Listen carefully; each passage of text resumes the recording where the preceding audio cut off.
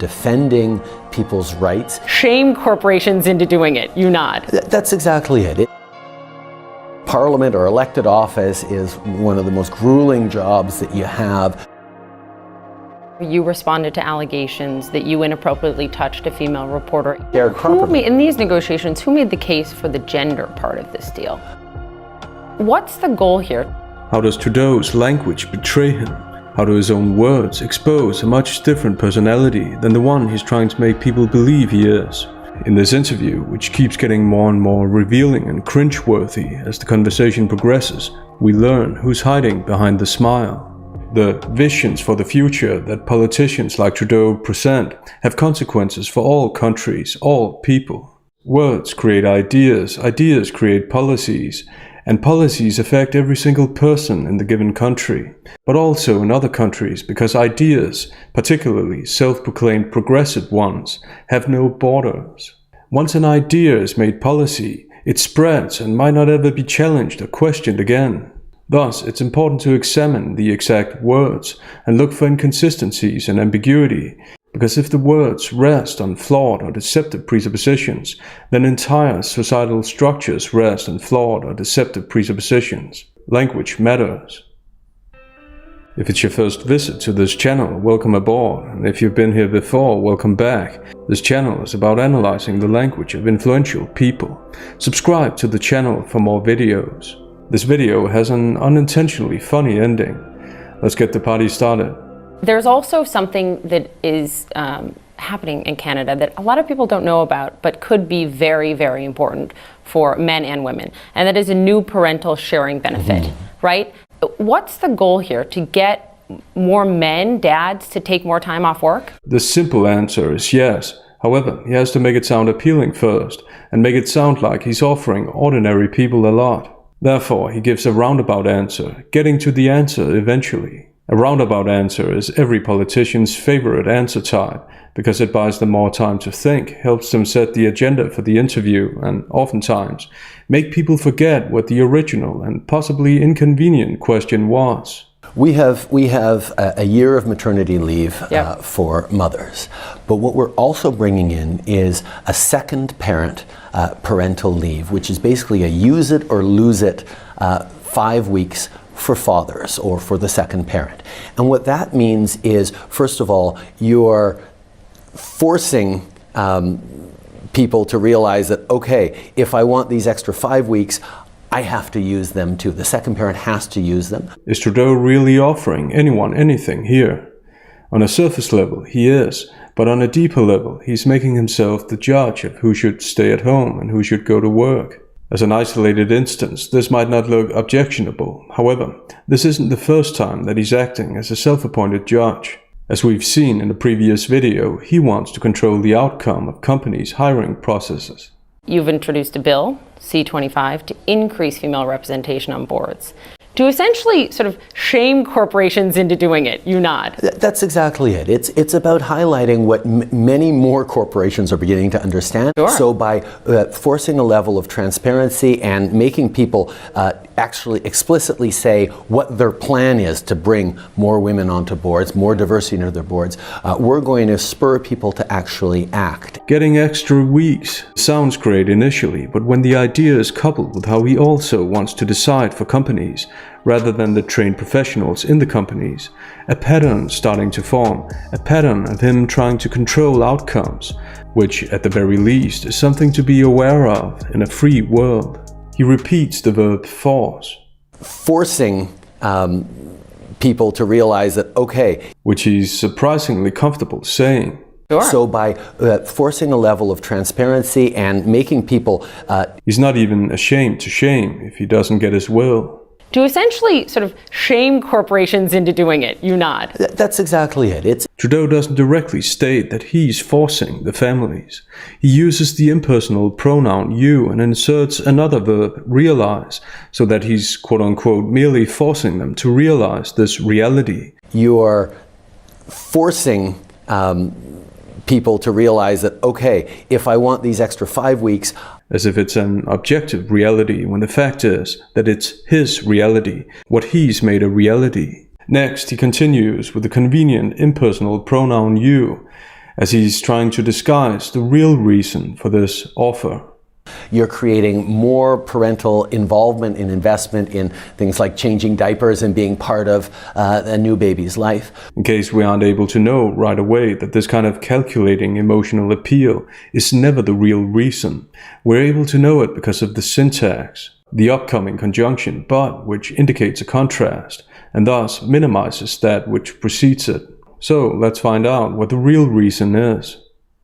But you're also sending a message to employers that if they're about to hire a man or a woman in their mid-20s and they both eventually are going to start a family, both of them could take time off or will take time off for raising of a new baby. So it doesn't automatically advantage the man in that dynamic. So there's a lot of impacts when you create use it or lose it second parent benefits, and we're very excited about that. It's noteworthy that he still calls it benefits right after he's just revealed that the policy's real purpose is to advance his gender ideology and redefinition of the buzzword diversity. Because at this point it's obvious that his real concern isn't the parental involvement, as he called it, but his own ideology or pretend ideology. Also, logically, it's in opposition to one of his previous denials. That you have lost a bit of male support since your election, and what the pollster inferred from that was that there's, quote, a tacit assumption that they, meaning men, are not a priority. That thinking that some have, that sort of, as women rise up, it is man down. What do you make of that? I can understand worries that people have anytime there's a status quo that is challenged, but what we've seen time and time again is when you have more fairness, more equality, you actually create better prosperity, more opportunity for everyone. In promoting this policy, he himself has now literally made the comparison between men and women. So it doesn't automatically advantage the man in that dynamic. In fact, according to the argument model, his primary or only real grounds for the claim that this is good policy are that he doesn't want men to have an advantage. From this perspective, it's easy to see why some men have the concerns that the interviewer mentioned, but that Trudeau unreliably denied. As women rise up, it is man down. What do you make of that? What do you make of that? What do you make of that? The sticking point is that he doesn't provide backing, data and statistics for the warrant, which is, this is a good policy because it doesn't advantage men. This means that his entire argument rests on a presupposition, which he doesn't prove, that men have significant advantages because they don't have paternity leave. The argument rests on another presupposition as well, which is that his redefinition of diversity, where people have to be born different in order for there to be diversity, is the correct one and the one that should be implemented. Thus, Trudeau has a covert way of arguing as opposed to an overt way of making his own presuppositions clear to the audience before using said presuppositions as proof for his claim.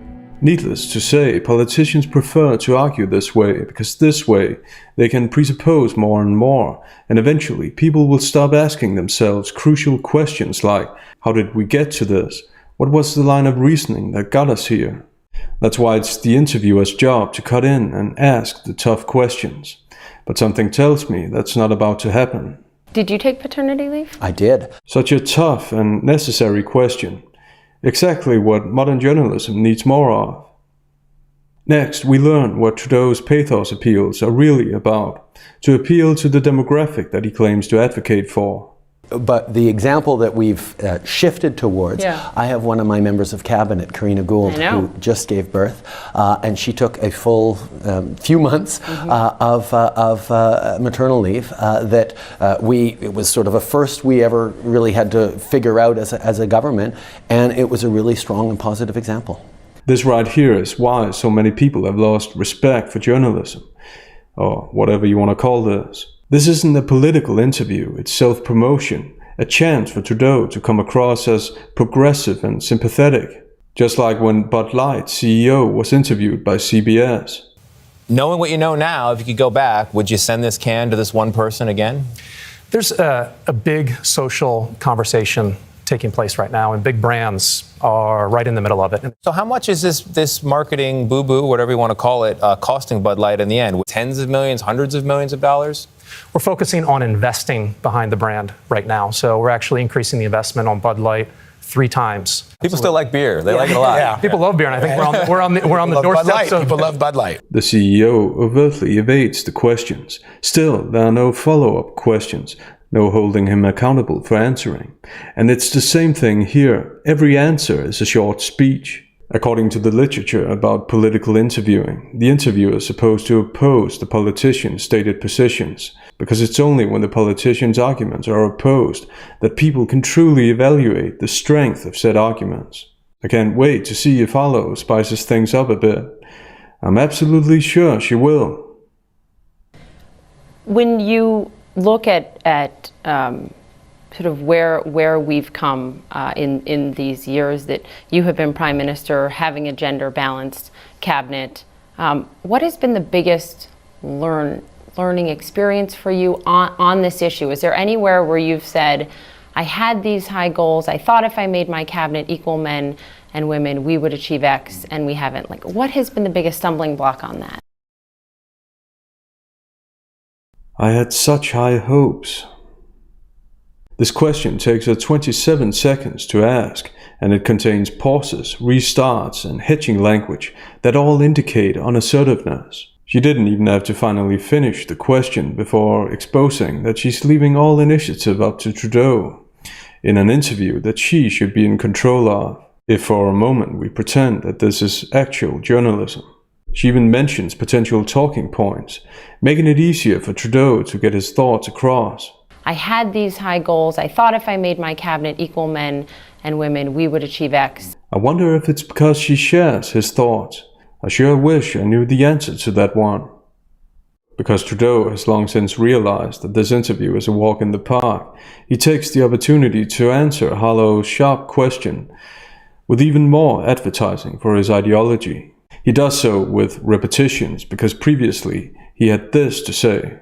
You can have a world in which our daughters believe they can do anything, but in which our sons also believe that our daughters can do and be anything and will be allies to them. That's really how we have to raise our families. You talk to your sons about that? I do.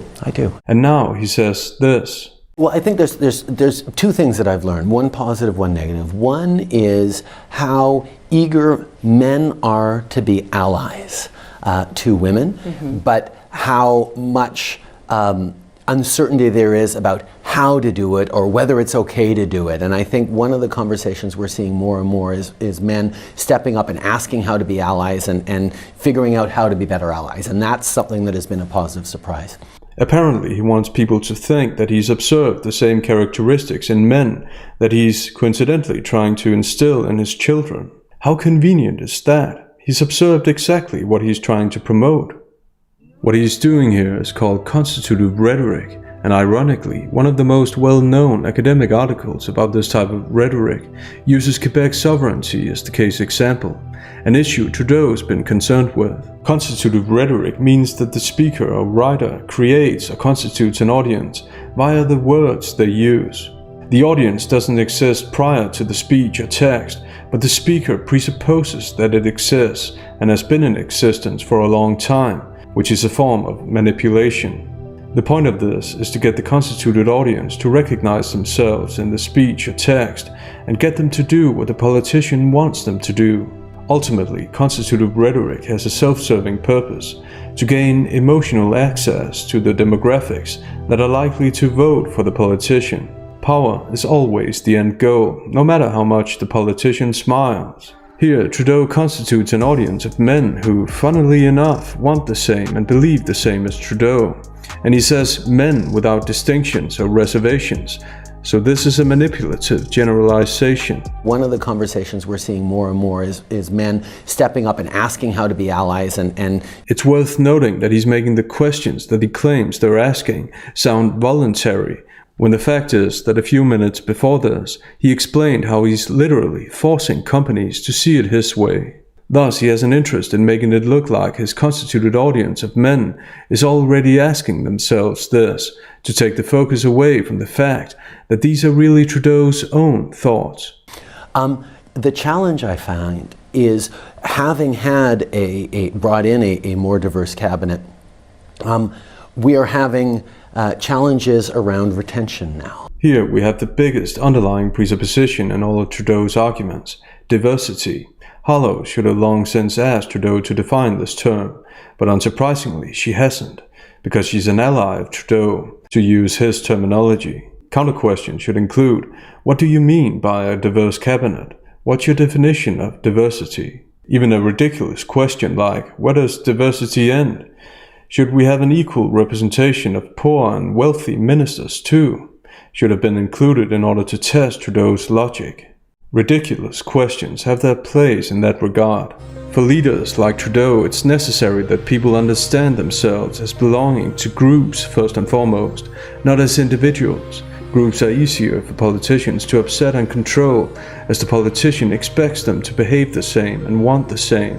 Thus, people like Trudeau disregard the fact that diversity is also diversity of thought, and that people from the same group are often, if not most often, very different from each other in terms of opinions, goals, dreams, etc.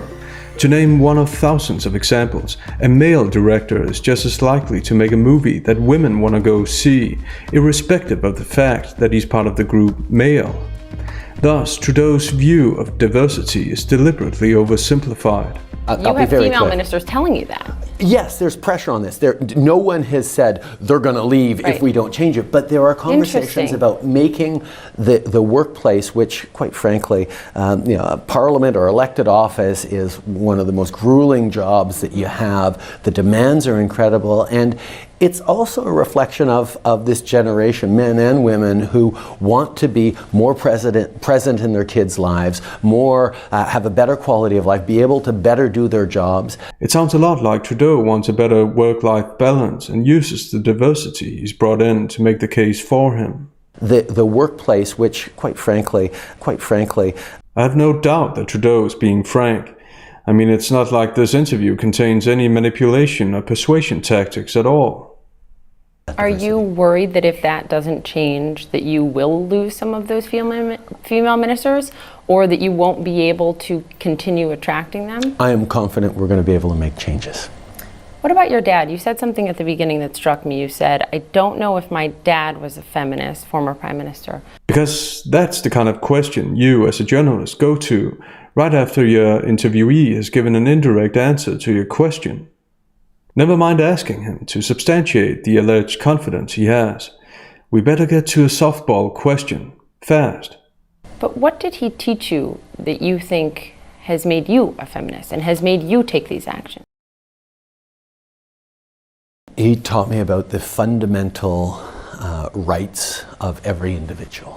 He brought in Canada's Charter of Rights and Freedoms as enshrined in our Constitution, individual rights and freedoms that are protected and sacrosanct. And that frame of respecting and defending people's rights, even if it's politically unpopular, or even if it's difficult and challenges the status quo. Individual rights.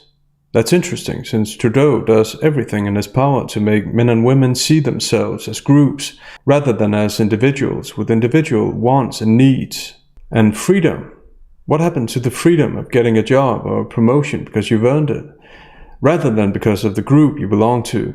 Trudeau monopolizes positive words before the opposing side has a chance to use these same words against him. Also challenges the status quo is an extreme euphemism for what he's doing.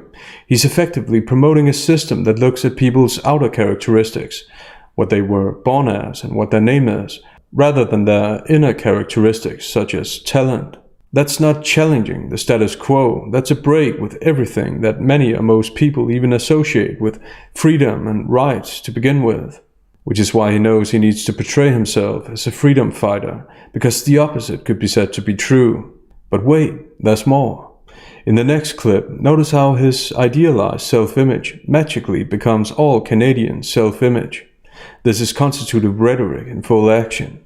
We know, I know that Canada has thrived because we are a country that defends people's rights. With the personal pronoun we, he makes it sound like a collaborative effort, the exact kind of we across time and space, which is part of the ideological effects of constitutive rhetoric. Also, notice how he's managed to monopolize the presuppositions.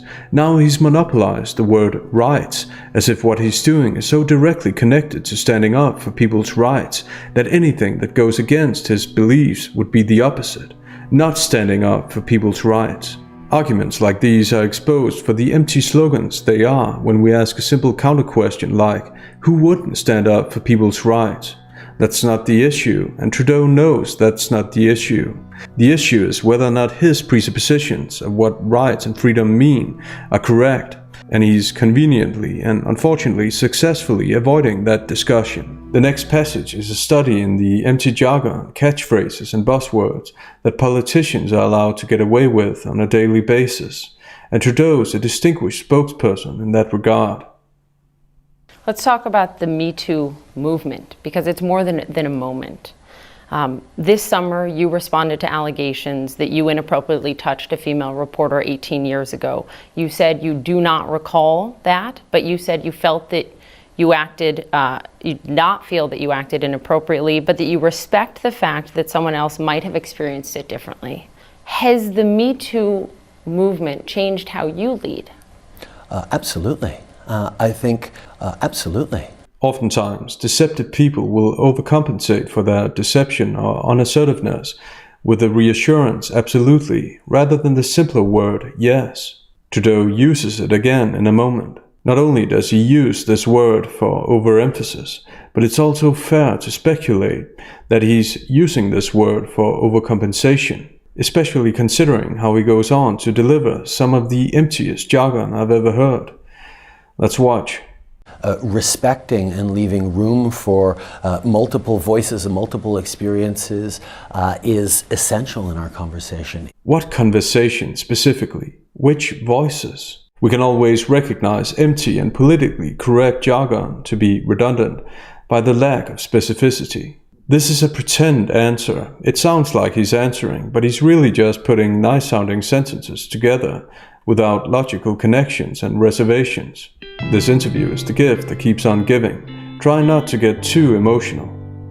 You know, whether it's the unfounded cases that get dismissed by police services across our country, or had been dismissed across our country, or the disbelief with which a survivor is treated when she comes forward with her story. We need to start from a place of support and belief and move forward in a way that is respectful. And he's pausing and restarting to make sure he parrots the terminology of his voters: support, believe, survivor.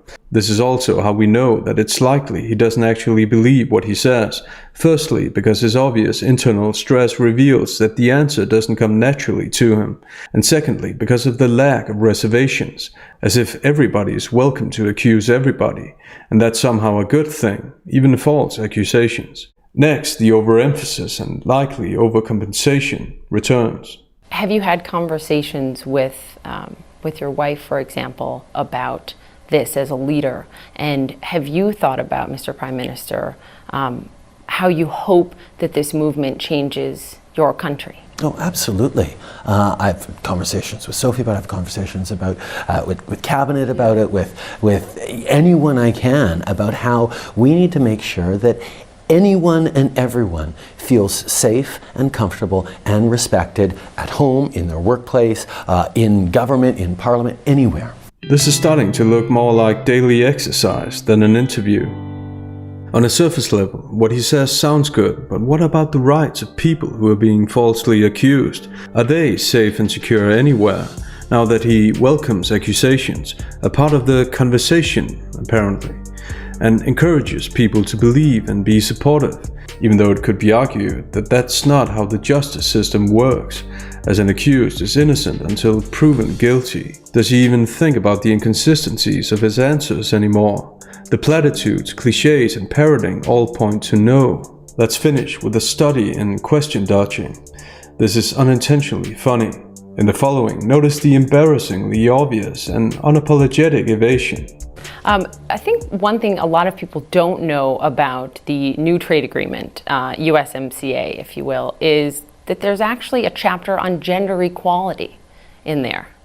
What does it do? We've brought in stronger protections for environmental rights, labor rights, women's rights, indigenous rights than any trade deal Canada has ever signed until now. And one of the reasons we did that is because there's a lot of people worried about trade deals. We're seeing protectionist waves all around the world where people say, whenever Trudeau is asked an inconvenient question like this, he goes into script mode, trying to come up with sentences that he obviously thinks sound good, no matter how little they have to do with the question. One of the reasons we did that is because there's a lot of people worried about trade. Unintentionally then, this shows us that it's very likely that he prioritizes scripts over honest answers, because everybody and their cats are able to tell that his answer is evasive. Thus, many of his answers could be unreliable or deceptive.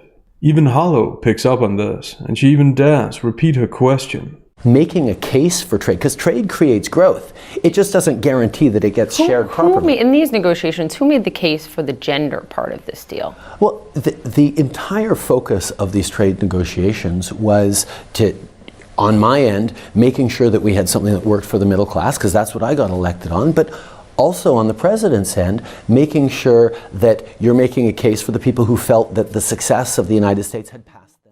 Hollow specifically asked about the gender part of the deal, and Trudeau changes it to the entire focus, which is generalizing and again evasive. This displays a total lack of self-awareness on Trudeau's part. He lacks the ability to see how his question dodging comes across, and he surely doesn't think too highly of the audience if he thinks they're buying this. But maybe the third time's the charm.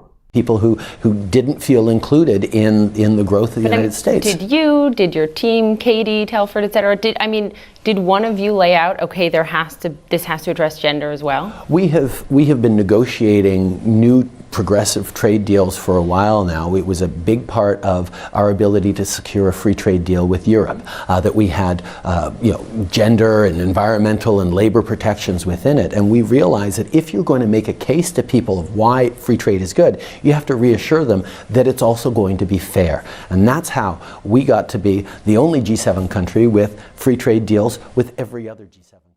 Once again, he turns the focus to trade, mentioning characteristics that he's already mentioned, and importantly, that Hollow didn't even ask about. That's how we can be sure that this is his script when he doesn't feel like answering honestly and directly. All right, let's talk a little bit about trade, okay? Sure. So, Hollow's statement has undertones. Finally, she seems to have noticed that every time she asks Trudeau the same question, he starts talking about trade. With her smile and intonation on the word okay, she lets Trudeau know that she's picked up on this, but also that she's noticed that he's being evasive.